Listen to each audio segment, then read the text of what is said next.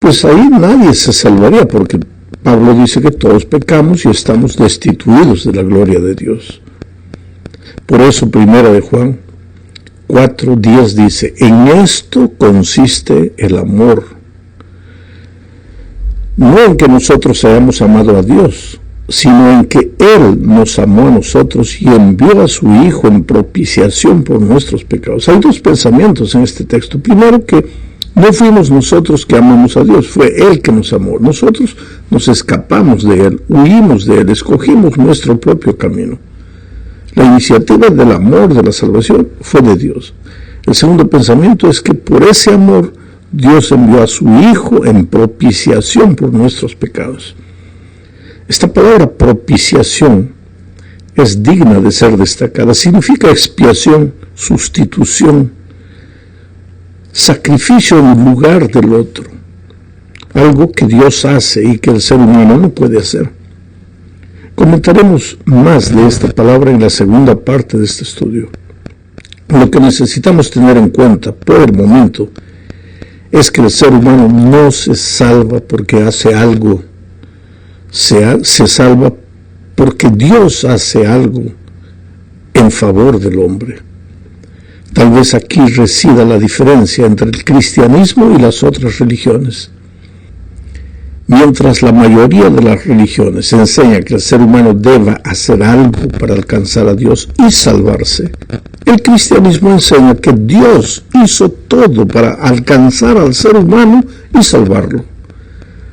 La salvación, pues, es una expresión del amor del Padre. Sin embargo, en este punto es que necesitamos decir que hay un malentendido entre muchos cristianos con relación al Padre. Algunos creen que el Dios del Antiguo Testamento, refiriéndose al Padre, ¿no es cierto?, es generalmente un Dios de justicia y de castigo, mientras que el Dios del Nuevo Testamento, refiriéndose al Hijo, es un Dios misericordioso y lleno de gracia y perdón. Mucha gente hace una distinción entre el carácter del Hijo y el carácter del Padre.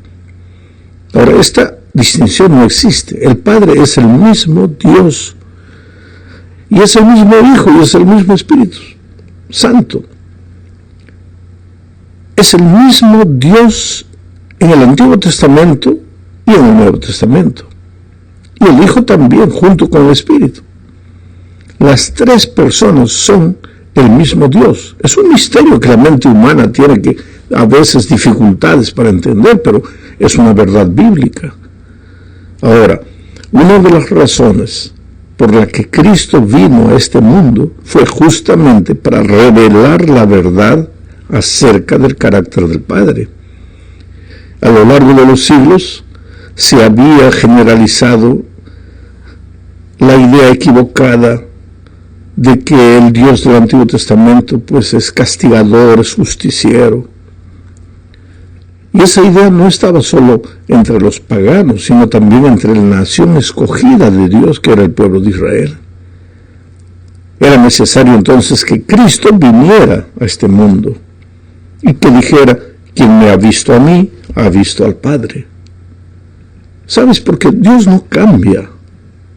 Es verdad que el Antiguo Testamento está lleno de relatos aparentemente violentos, como la destrucción de Sodoma y Gomorra, el diluvio, la muerte de los niños inocentes durante la conquista de la tierra prometida, etcétera, etcétera. Pero por detrás de todos esos aparentes hechos grotescos estaba el amor infinito e incomprensible del Padre. Él es un Dios igual de misericordioso en ambos testamentos. La Biblia declara, Dios es amor. Y también la Biblia dice que Dios no cambia. Dice, Jesucristo es el mismo ayer, hoy y por los siglos. Bueno, ese Dios es lento para la ira, fiel, compasivo, misericordioso.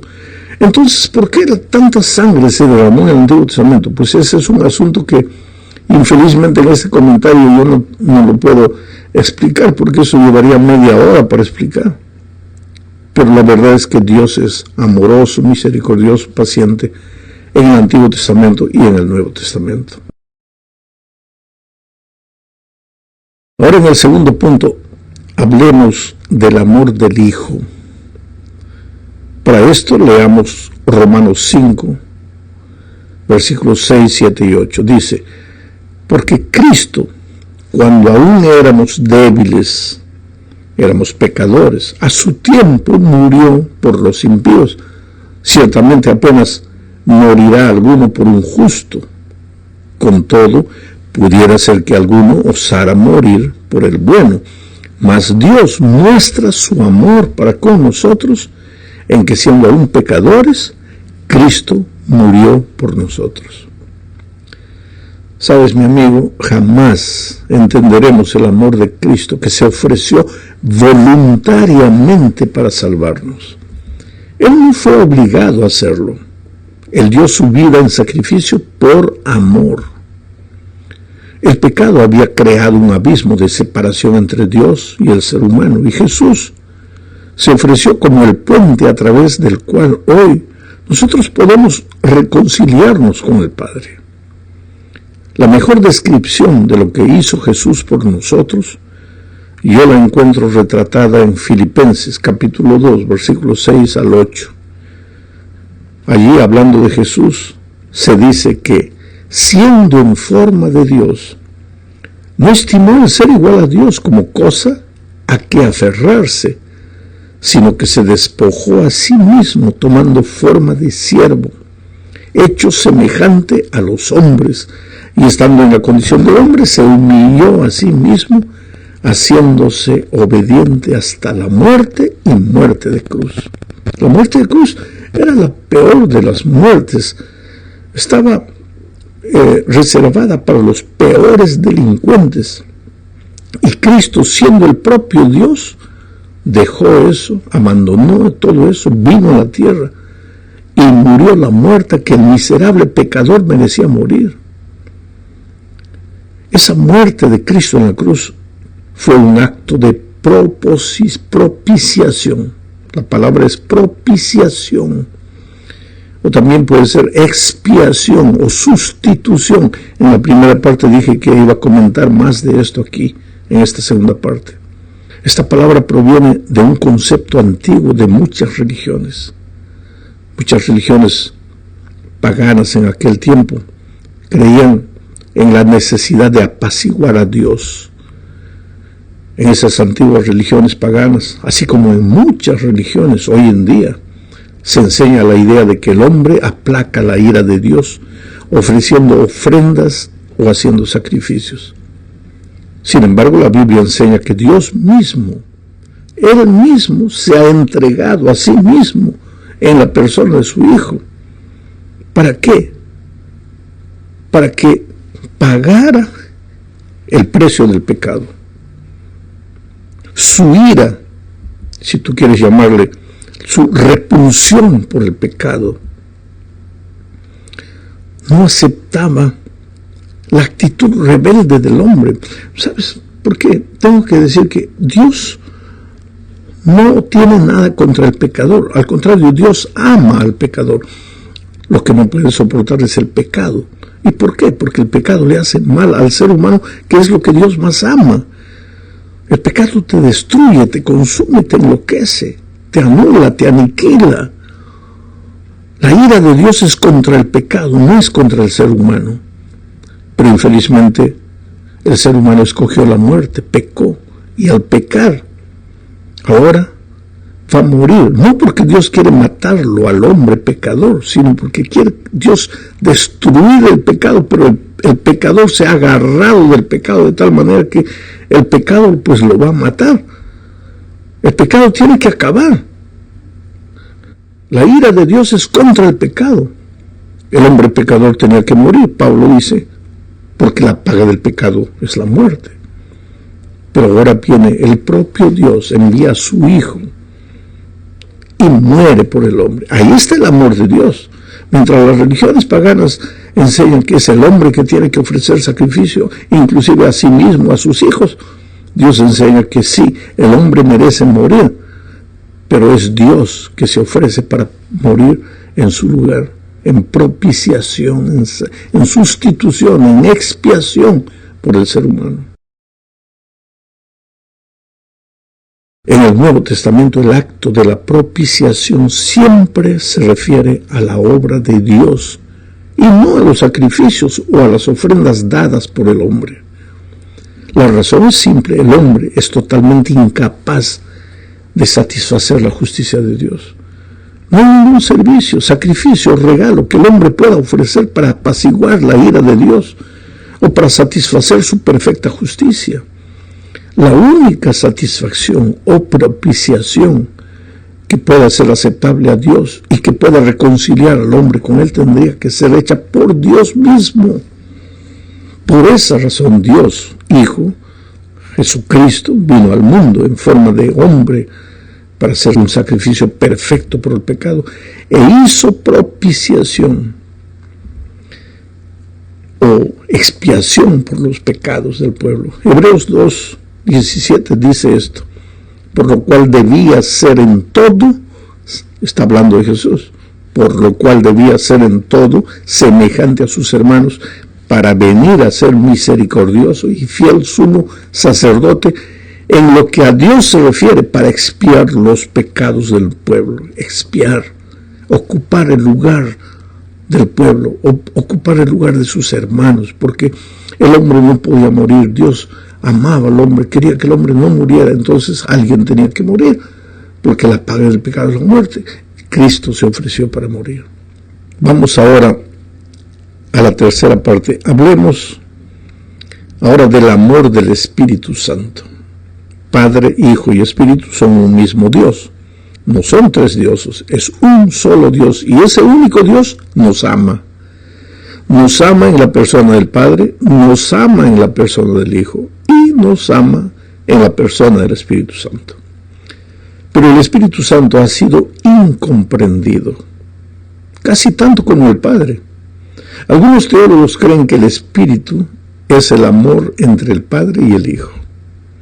En otras palabras, que el Espíritu es un mero afecto, un sentimiento entre el Padre y el Hijo. Y esto pues reduce al Espíritu a una relación entre dos miembros de la deidad y niega que el Espíritu sea un miembro de la propia divinidad, que sea el propio Dios. Las Escrituras, sin embargo, revelan la personalidad del Espíritu. Los cristianos, por ejemplo, se bautizan en su nombre, en el nombre del Padre, del Hijo y del Espíritu Santo. Según Mateo 28:19, eso es claro. Ahora, según Juan 16:14, el Espíritu glorifica a Cristo y solo una persona puede glorificar. Y también el Espíritu convence a la gente de acuerdo con Juan 16:8. Solo una persona puede convencer. El Espíritu consuela, dice Juan 14:16. Solo una persona puede consolar. El Espíritu enseña, dice Lucas 12:2. Intercede, dice Romanos 8:23. Santifica, dice 1 Pedro 1:2. Cristo dijo que el Espíritu guía al pueblo a toda verdad. Eso está en Juan 16:13. En resumen, el Espíritu Santo es Dios, es una persona, como lo son el Padre y el Hijo. Los tres son un solo Dios. La obra de la salvación es la iniciativa, realización y concretización de Dios en sus tres personas. Vamos ahora a la cuarta parte de este estudio. Aquí veremos el resultado de ese amor infinito de Dios. La seguridad de nuestra salvación. Ahora, si el ser humano no es capaz de hacer nada para salvarse, pues ahí solo le resta confiar en Dios, que lo salvará. Salmos 91, 15 y 16 dice: me invocará y yo le responderé. Con él estaré yo en la angustia, lo libraré y le glorificaré, lo saciaré de larga vida, le mostraré mi salvación. Presta atención a las ideas de este texto. La primera idea es que lo único que el ser humano puede hacer es invocar al Señor desde su angustia. Me invocará y yo le responderé. Con él estaré yo en la angustia, dice Dios. Pues la salvación, querido, es simple, porque tú todo lo que tienes que hacer es clamar, invocar el nombre de Dios desde tu angustia, desde tu miseria, desde tu pecado. Si tú piensas bien, la salvación es tan fácil que no necesitas siquiera aceptarla, sino simplemente no rechazarla.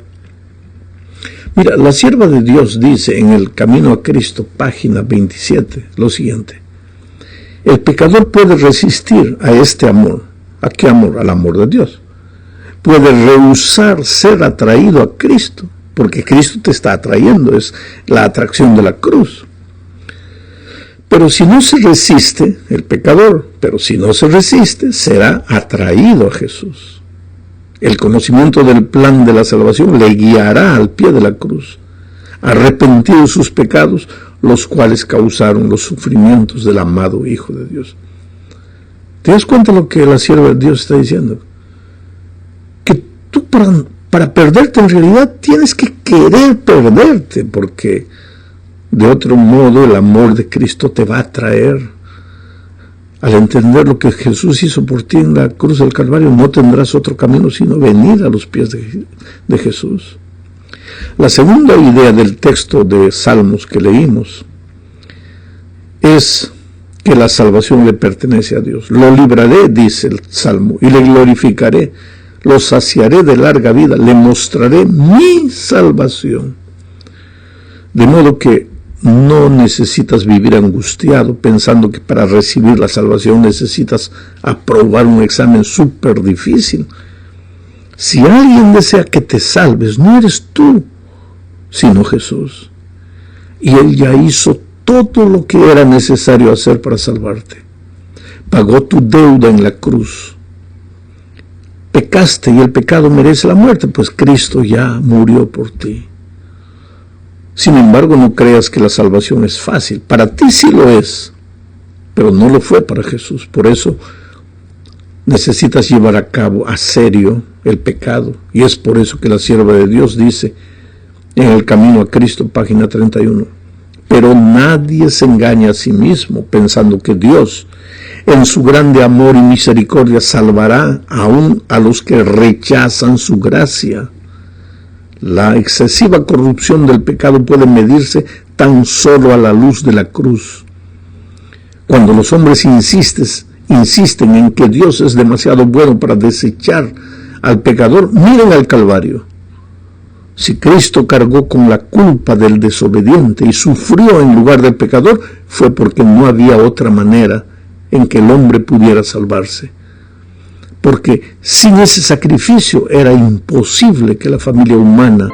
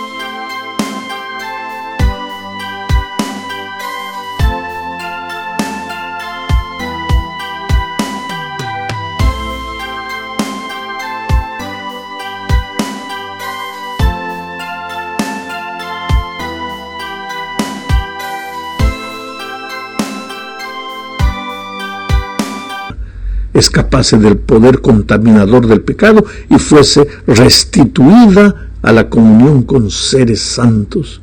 Era imposible que volviese a participar de la vida espiritual. El amor, los sufrimientos y la muerte del Hijo de Dios, todo atestigua la terrible enormidad del pecado y prueba que no hay modo de escapar de su poder ni esperanza de una vida superior, sino mediante la sumisión del alma a Cristo. Es por eso que tienes que entregarte al Señor Jesucristo. Entregarte como estás. Pastor, mi vida es una cosa terrible. Ve a Jesús. Llévale tus cosas terribles, entrégate a Él. Llegamos al fin de este estudio hablando del Evangelio eterno. El Evangelio del tercer ángel de Apocalipsis 14 involucra el Evangelio eterno. El versículo 6 dice: vi volar en medio del cielo a otro ángel que tenía el Evangelio eterno para predicarlo a los moradores de la tierra, toda nación, tribu, lengua y pueblo. Yo te pregunto, ¿qué es el Evangelio eterno? El Evangelio es buena noticia. ¿Qué buena noticia? La buena noticia que tú no puedes, tú estás perdido, tú has pecado, tú mereces la muerte, pero Jesús ha muerto por ti. Ese es el Evangelio. Y esa buena nueva no comenzó en el Nuevo Testamento. En el Edén, cuando Adán y Eva pecaron, un cordero fue muerto y con su piel se preparó túnicas para cubrir la desnudez del hombre. Y desde ahí la sangre del cordero se derramó, hasta que finalmente la sangre del verdadero Cordero de Dios, que quita el pecado del mundo, se derramó a raudales en la cruz. Pero el Evangelio va más allá del Antiguo Testamento, más allá del jardín del Edén. Pablo dice en Efesios 1, 4 y 5, según nos escogió en Él antes de la fundación del mundo. Mira, antes de la fundación del mundo ya existía el plan de la salvación. Según nos escogió en Él antes de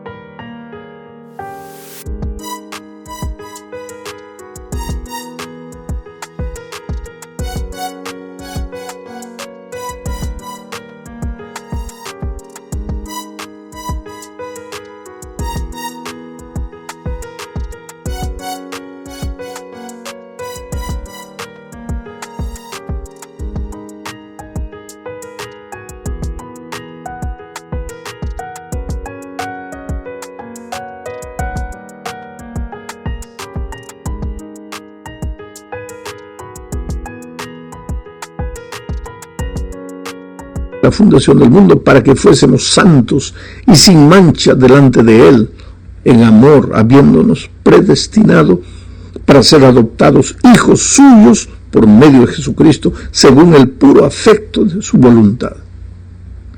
Por eso el Evangelio es eterno. Pero no confundas, querido. Predicar el Evangelio eterno no es asustar a la gente, no es agredir a otras iglesias. Predicar el Evangelio eterno es predicar a Cristo, lo que Jesús hizo por ti, lo que Jesús hizo para salvarte, lo que tú no puedes.